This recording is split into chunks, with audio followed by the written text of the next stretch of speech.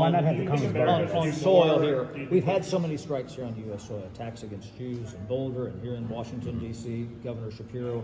Do you think that this threat is so serious now, just not at anti-Semitic attacks here, but there's a grave concern about somebody being triggered, doing something here in the United States in response to what happened? Well, we've been in a heightened threat scenario for quite some time, and it's something that we're very vigilant about, as is law enforcement throughout the country, and of course our federal agencies. We get briefings on this routinely, and we know where the threats are and the assessments.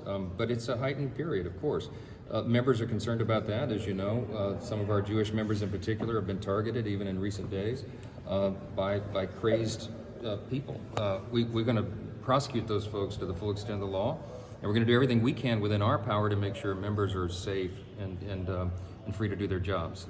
There's a number of resources available for protection in that regard, and we're researching other avenues to make sure everyone who serves the public can do so in a safe manner. Why not have Congress vote on Iran? Why not have, just given that you're the imminence of this threat? So look, there's been so much talk ranging from AOC suggesting this is an impeachable offense, which is just absolute nonsense, to people suggesting that Congress should dither over this. Look, the Commander-in-Chief has Article 2 responsibilities. They're very serious and important, especially in times like this.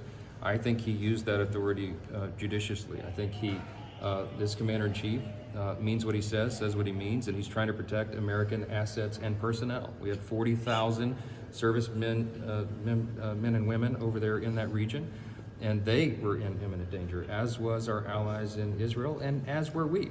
Remember, the international body that is supposed to be monitoring Iran's nuclear program determined in May that they were days away from having capability. That is Will you allow Matthew's foreign powers resolution to come to the floor?